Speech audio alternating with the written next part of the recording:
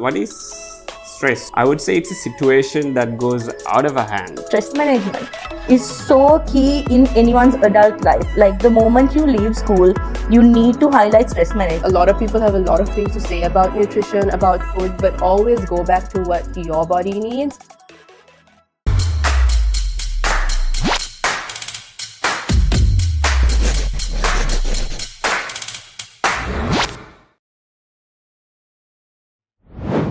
Welcome back to the episode on wellness, your body and mind in harmony. So, our second segment is about mindful mastery, actually how you guys work now. Since we spoke about your journey, we're gonna want to know more about like how you are coping through it. All right. So, having said that, I want to direct my first question to you.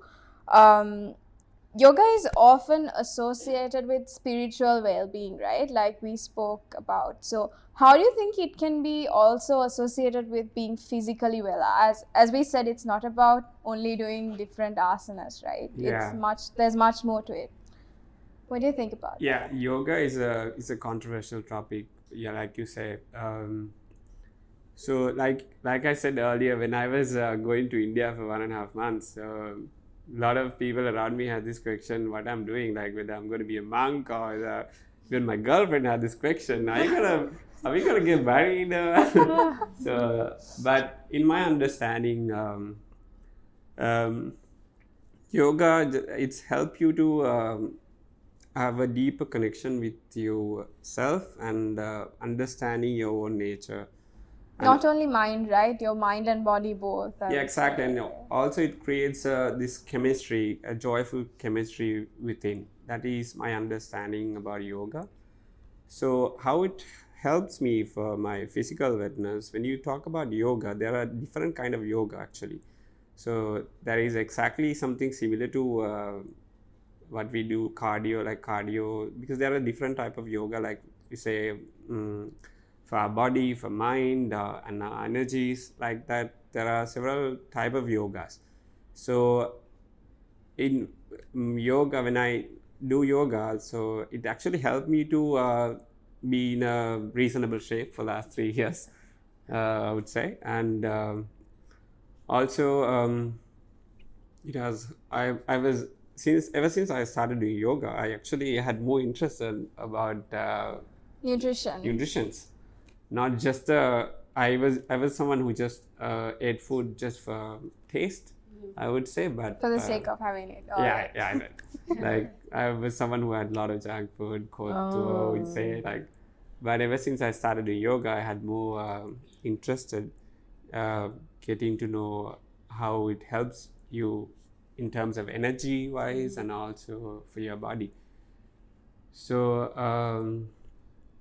If I may go back to what you said. Yeah. Okay. Yoga, as I know, burns only like 100 calories an hour. So like if you want to burn fat, I don't think yoga, like, a lot of fat, I don't think yoga is this thing. But saying that, I went to this Nanda Sirvadana Hathasri Nanda, his classes. Bro, he made us like run in one place. That was like a HIIT workout, like HIIT yoga. Okay. So really, like, are there types of yoga that you can like burn like a proper at least 600 calories like during the session, or is it like the same like 100 calories per hour yoga? So, or is Hatha Srinanda just like on a league of his own? So for doing yoga, is the main reason is just not to burn calories and stuff, but it's more like a side effect of doing yoga. That's what. Now don't go to yoga for fat burn, okay?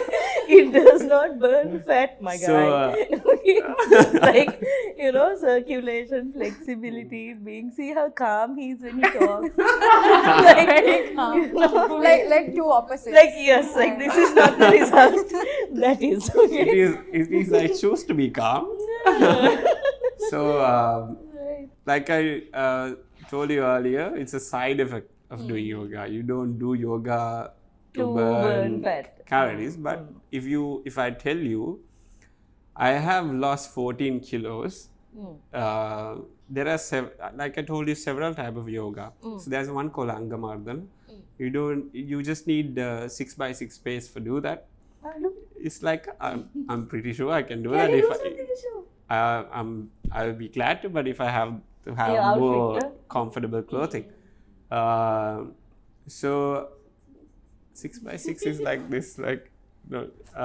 Such a waste. Able to bust some moves. Okay, sir. So it is like a total kind of a workout.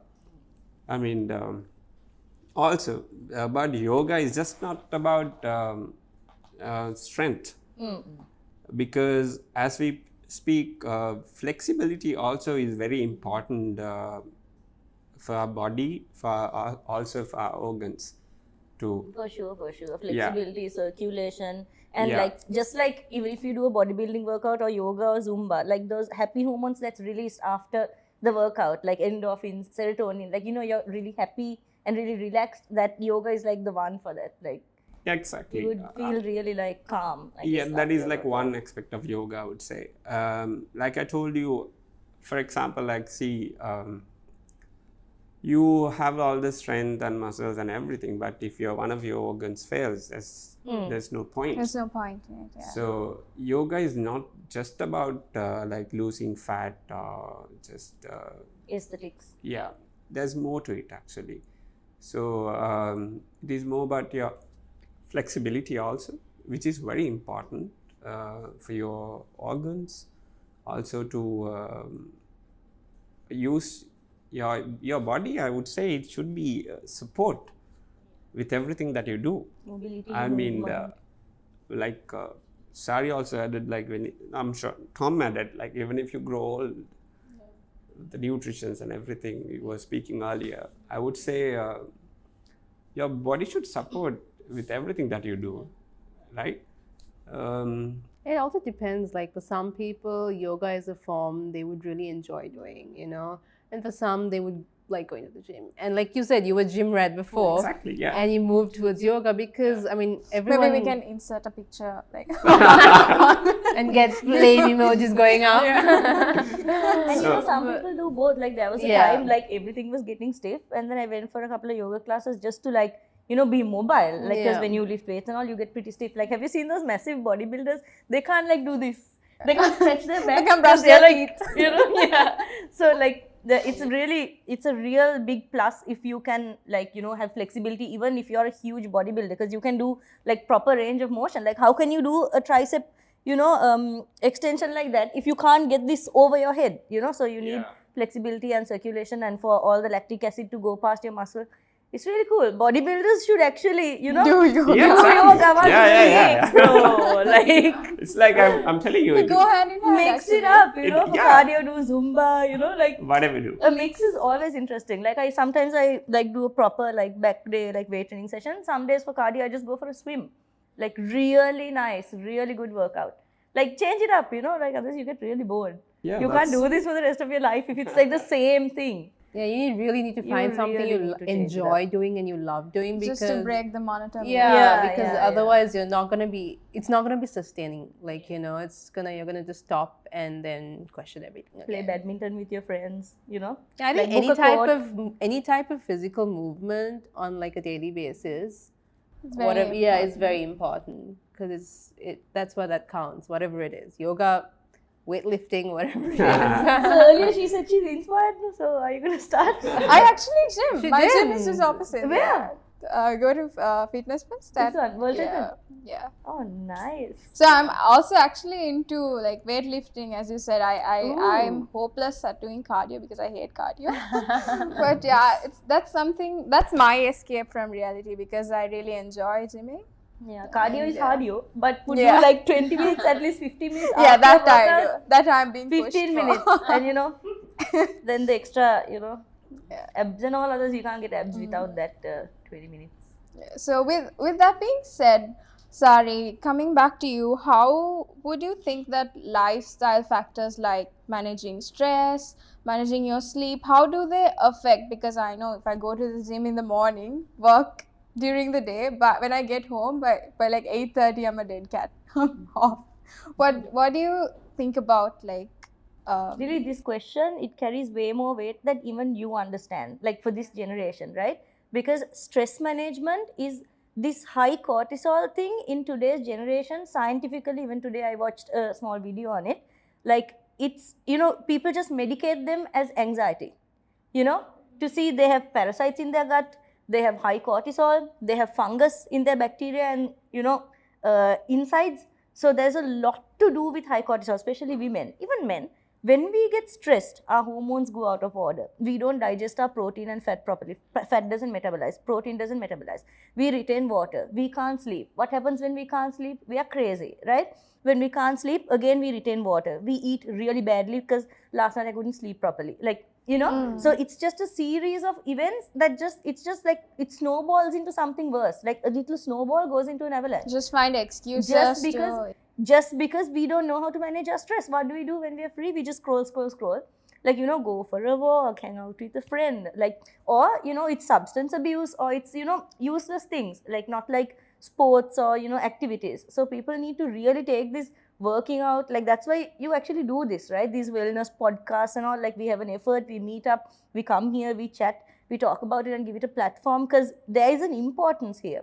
This cortisol, this thing called stress management is so key in anyone's adult life. Like, the moment you leave school, you need to highlight stress management. They need to put stress management in a syllabus, just like how to do your taxes, you know, things you don't know, how to start a business, like, you know, how to register your business, and, you know, the kind of businessmen you'll meet when you become an adult, the people in this world, like psychology, the psychopaths you might date, you know, just like those should be in school syllabuses as well. The stress management should be in the syllabus as well, because it's, you know, as women, like, once our cortisol is up, it's insane. Like, our hormones become problematic. PCOS, thyroxine imbalance, like progesterone, yeah, everything, testosterone, everything goes nuts. Then irregular, I can just go on, you know, irregular periods, facial hair, hair loss, hair thinning. Like, we become psycho, like absolute, you know, the worst version of ourselves. Like Tom said, we have to be the best version of ourselves, right? We become the worst version of ourselves, addicted to substance, all because we can't manage stress. It's very important. Bad, so we become a very bad society. Just because We have come here. So in my experience, if I add something to it, if you don't mind. Please. So something in my experience, since I started doing yoga, so I see what is stress. I mean, I would say it's a situation that goes out of a hand. Like, imagine, for example, that is it is your incapability to handle it properly. So that would be my approach for stress. Like, you become stressed about stress, something like that. Something I don't understand is like, it is very true when we talk about managing finances or everything else.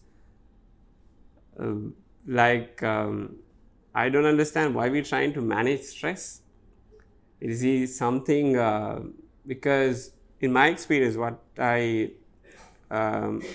since I started yoga, actually, I see everything as a situation. So you're saying, like, you see it externally, like you don't take it on to yourself. Like, you're out of that situation, but you look at it externally. Yeah, every day. I mean, I'm sure everything around us, it is not in your capacity to manage. It will never happen the way you want. If it is in the office or at the gym, I don't know, wherever it is. Yeah. It's just that you have to, like, be aware of what you're capable of, and, like, is it that what I'm trying to say? I would say in yoga, there are ways that you can have control over what you want to feel. I mean, it's more like it will increase the capacity to handle a situation. It's like, if you don't create stress at all, there would be nothing to manage. So, makes sense. Different perspective. Wow, yeah. I'm saying the only thing we have control over is what we feel. Everything else will be there. External. Yeah, it's external. I mean, it will never happen the way you want. You try it, it will never happen the way you want. 100% for sure. So what I felt, they are not bad that I have felt intense situations, but I think ever since I started doing yoga, I was able to handle it better. That's the only thing I'm trying to say. So yeah. It's also important because when you talk about stress management, like some people would be able to come out of like through fitness and through it's something else they've tried out and enjoyed. But sometimes I feel like some people really struggle, and at least some are stronger than others. Yeah, no, but not even that. But like even like our generation, everything is literally a rat race. You know, everyone's running after something. They do not know what they're running after. So they're caught up in anxiety, they're caught up in depression, they're caught, like everything just like accumulates and accumulates. And that's when you really have to be able to kind of be aware and be like, I need help. You know, I need external help, additional support, because sometimes some people really can't come out of it by themselves.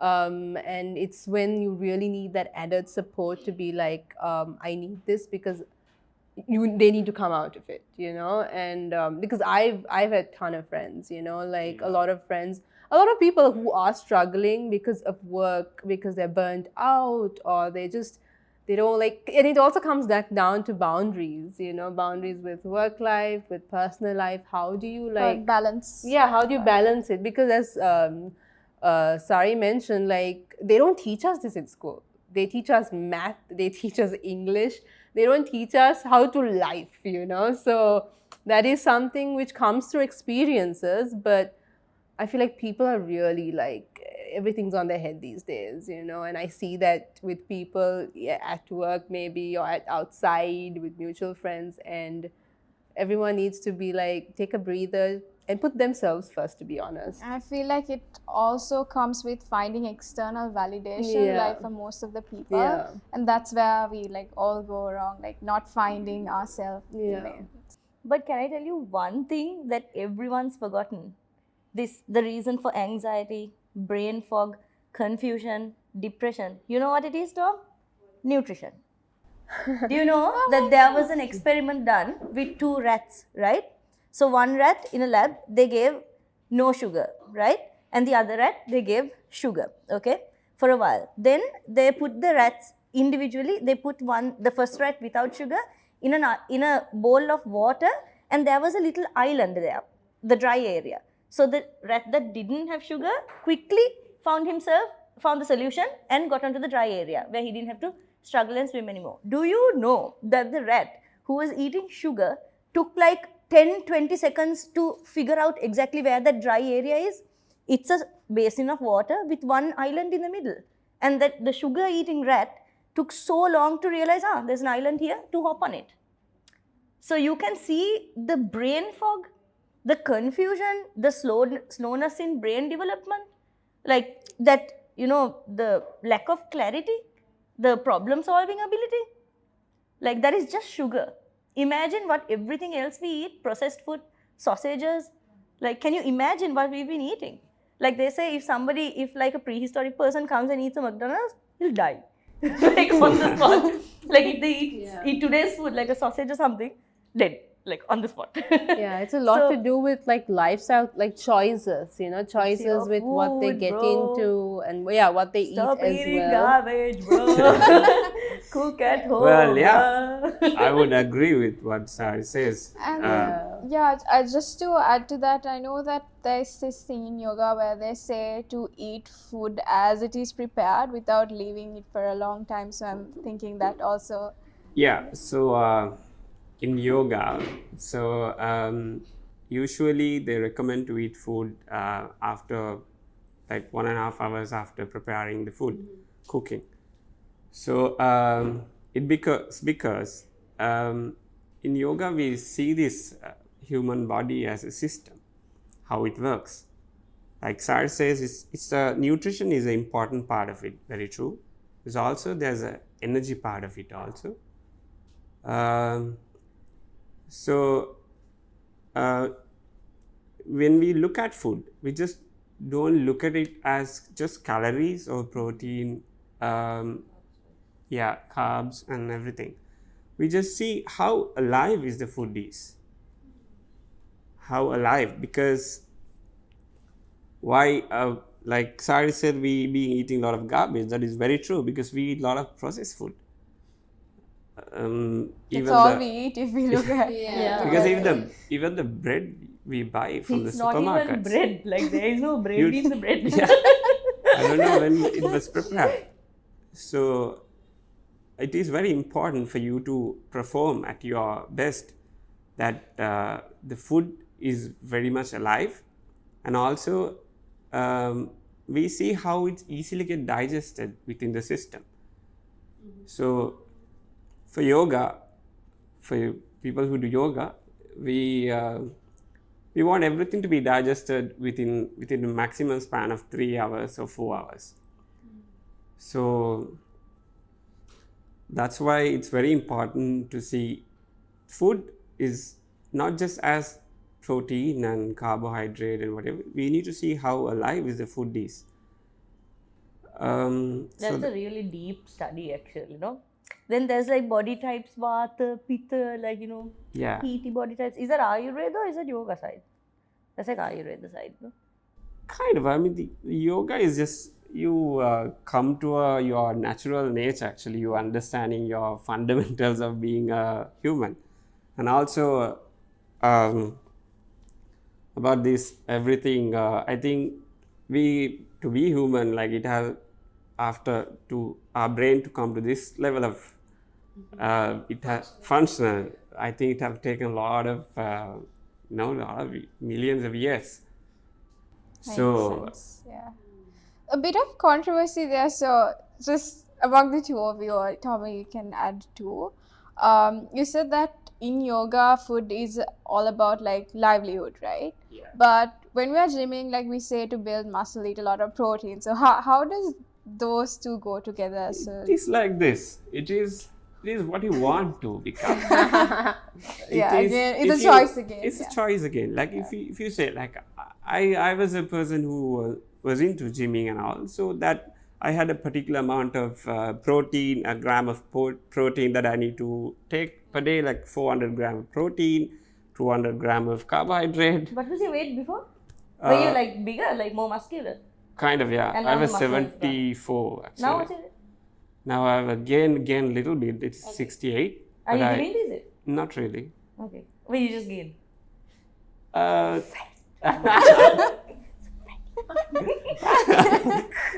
So back to the topic.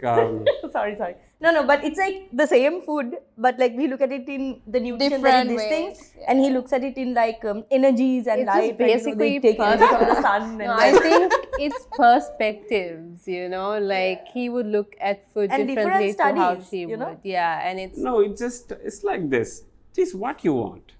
So if you want to what build, you want to dive into. yeah, exactly. So if you want to build muscle, obviously there's Get a the protein. You need some data science of Give it. me protein. yeah. You need to eat. I'm sure Sari can put some shed on this. Like So now you're taking protein, no? You're going for gym and all? I don't take protein. I just try to eat as much as like, chicken I can. You can't gonna keep a work plate of in the chicken in long front run. of me. I'll give you a meal plan. Body building meal plan. Sure. Small waist, big booty.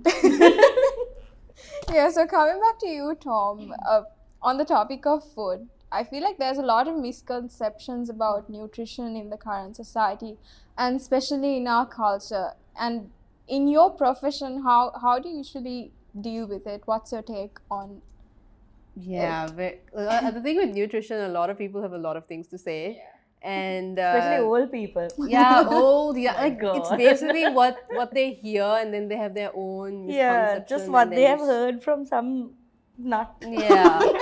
But for me personally, something which I tell my friends, I tell everyone is, there are so many myths for sure, but then one thing is really, I don't believe in restriction, especially when people say restrict carbohydrates or don't eat carbohydrates, you're going to gain weight. You know, I do not believe in restriction, because food is truly, now you hear him talk about food, it's completely different how he sees it, you know. So food is something more than just what you eat, what is good, what is bad, you know.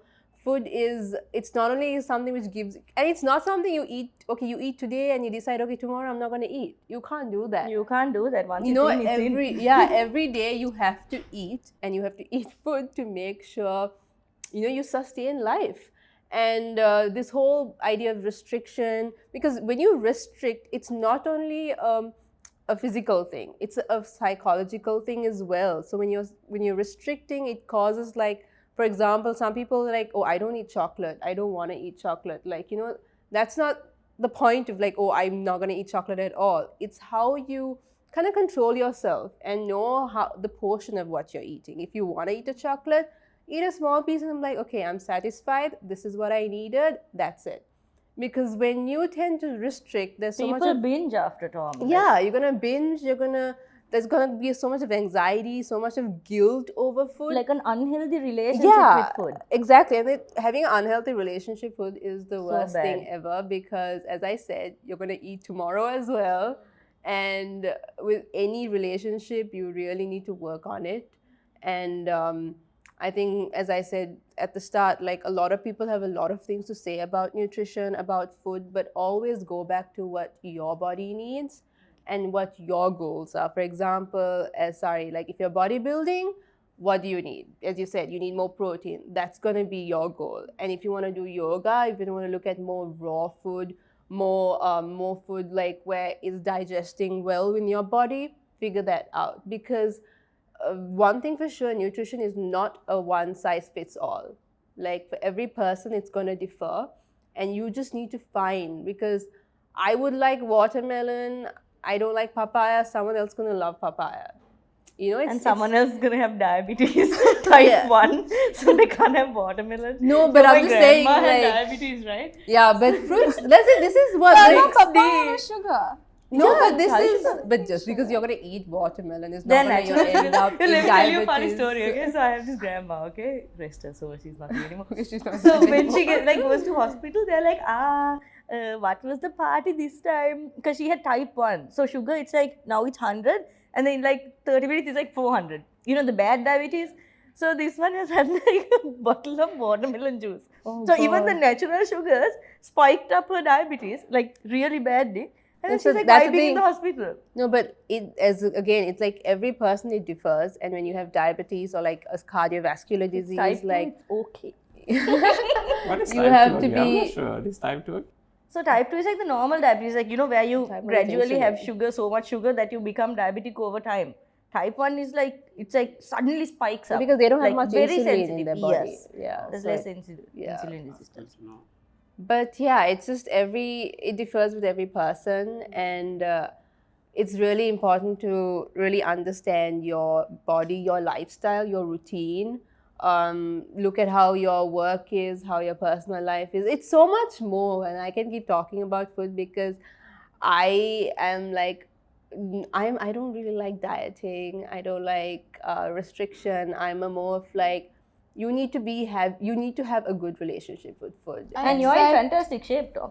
Yeah, no, see, that's the Yeah. thing, because I work, because as I say, like physical movement, being active, knowing, like eating well meaning not, you know, don't stuff your face with kottu every day. That's something important. You really need to choose well, but also don't restrict. If you want to have a piece of chocolate, if you want to do something for yourself, if you want to go have a bubble tea, whatever, just have it. Because one day you having it is not going to ruin your, your health. Your or entire, that's what. It's like if you restrict yourself from it, you crave more. Yeah, you Yeah, crave more for exactly. it. And you end up and then at the end when you crave and you binge, you're just guilty over it. Yeah, it's a bad relationship. That's a bad relationship. And I think a lot of people these days are just salads and just like, chicken. Like, don't just eat, but eat in good proportions, because your portion size is what's important. Don't, and have that control over your food, and don't listen to people. Because I honestly, you go to these dinner parties and you go to like dinners or whatever, wherever there are like aunties and uncles around, they have so much to tell you, and I could go into body shaming as well. Right. Don't. Like, Yeah, I know that's like a deep rabbit hole no one wants to go into because Yeah, you will get cancelled, bro. no, but it's not healthy. Like everyone should understand the shape, the way they are. It's their choice. It's what they want to do. Like fitness. You said don't go there, bro. No, but I'm going because bro. it's so important. Yeah, yeah. Like, at least in today's, given like the today's generation, like I think all of us were like, I'm not trying to put the boomers back, but I'm just saying like our generation also needs to work on really looking at humans in any season they are in and just respecting it and let them do their life and you do your life kind of a situation. But yeah, I can keep talking more about this because I hear so much, you know. Yeah, like, as a summary, have your proteins, carbs, fats. whatever you want. During a no, day. eat what you want to eat, okay? But- and in a healthy way. And within those 24 hours, please have a balanced diet, which is proteins, carbs, fats, vitamins, and minerals. Okay? So, once in a while, eat a fruit, have a vegetable. Not And- once in a while. You're supposed to have 5 per day. Dude, I have to start some clients off saying once in a while. Because they ain't seen a fruit in their life. Yeah, bro. no, that's a problem because, Like, eat a because we fruit. don't have we Eat don't a have vegetable. fruits. Yeah. Like, eat a carrot at least. You know, they just. Carrot like, this is not a fried rice. no, but our No, country. I said vegetable. Yeah, okay. No, but our country, we have a lot of vegetables, which many Yeah, many we are a countries don't tropical have. country, actually. And we have a good variety of Yeah. vegetables. It's just that some people Like have a Nelly juice, Don't you know, like know. umbrella juice, something healthy. no, because if you go to Nelly, like very it's bitter. really nice. No, with sugar. Got you there. no added sugar. Contradicting. And take your good fats, please. Sri Lankans never take good fats. Cashews are too expensive. Fish is too expensive. Avocado, I don't know what the scene is there. It's like You it's can't like have good fats in this it's hard economy. today and like rotten tomorrow. I've seen this meme about avocados. I'm not sure if you have seen. You like see it for like a few days. It's Suddenly not ripe. flex. yeah. You need to Find the right the time. perfect day for it. If not, it's gone. Time your avocado. Unpredictable. Yeah. It's like the time you want it, it's It's rotten. It's wrong. Yeah. So eat your fresh avocado and like have good fats, please. Nuts, white fish. What else, Tom? Get your all friends this to is say like fish all oil the tablets. Expensive stuff, yeah.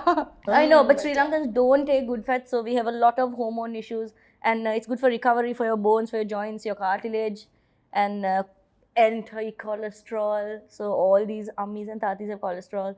So you can see that's really lacking in the Sri Lankan diet. So take your good fats, please. So I like to Alright. add something to it. Like Tom said, don't listen to anybody. Like don't listen to anybody at all, which is true. Because even a dog knows, even if a plate comes in front of him, whether it's to eat or not. We are more, That's true. They can like But- smell the poison. it is such that we have lost that sense to understand what food to eat, what food we should not eat. Also, you shouldn't, like you say, you shouldn't restrict yourself eating anything. It is why we need to understand why we eat food at the first place. So I think Tom would agree. It's for the first thing is to nourish yourself, right? That is the first thing. That is the first thing about, because you need food. The first thing, you should nourish your body. So, in my experience, and ever since I started doing yoga, the compulsions for food has come down, we'd say about for 50% or 70%. In yoga, we only take 2 meals per day, because as you would notice this, your brain works at its best when your stomach is empty, actually. So if you notice, actually, that's why we eat food that get digested very quickly. So like Tom said, you should eat just salad also. We should look at it in a way. When you become vegetarian, or I don't know, it's your choice, because it's whether you eat meat or whatever it is. Fruits, because why fruits should be also there, because there should be a overall balance to the what you are eating. Micronutrients, Yes. vitamins, minerals, and fibers. So that's why in yoga we try to keep at least about 8 hours gap between the meals. So now they have come to it like what do you call it, Sari? Just what is that dieting called? To stay- Intermittent fasting. Exactly. So that has been there. A lot all of this. people talk about it. Yeah. A lot of people do it. Like Hamadruas, they don't eat after 6 and Yeah. No, a lot of people started doing they it. did it first. I mean, it's been there ever since this. This fasting scene has been there Yeah. like 1 or 2 minutes. So, once you come to your true nature, you will know what to eat and what to eat or not to eat. Basically, nobody has to come and tell you you should eat this, you should eat that. You will know what to eat. That being said, you have to have your own self-control. If you're not listening to yourself and not listening to others, my dear, you need to think about yourself. Like, you need to have your own self-control, willpower, and you need to make up your mind what kind of life you want to live. Then, if you're on your own trajectory and you have done your research and you know what you're doing, and you're listening to your body and like you're going according to what's good for your body and all these things we discussed, then you can drown out the background noise. If you're not listening to yourself, not listening to your parents when they tell you you have really put on weight, you need to like start eating a bit clean, then my dear, you need to take a good look at yourself. That was a lot of information about food. I forgot what I was going to say. Yeah, with that Everyone being was said- quiet like, oh my god. It was very deep as well, yeah. Different aspects about like food and how we perceive nutrition. With that being said, we come to the end of our second session of Wellness, Your Body and Mind in Harmony. If you enjoyed that video, make sure to like and subscribe to the GEP YouTube channel. And we also have a bunch of very interesting practical short courses which are related to the episodes from the podcast. So stay tuned.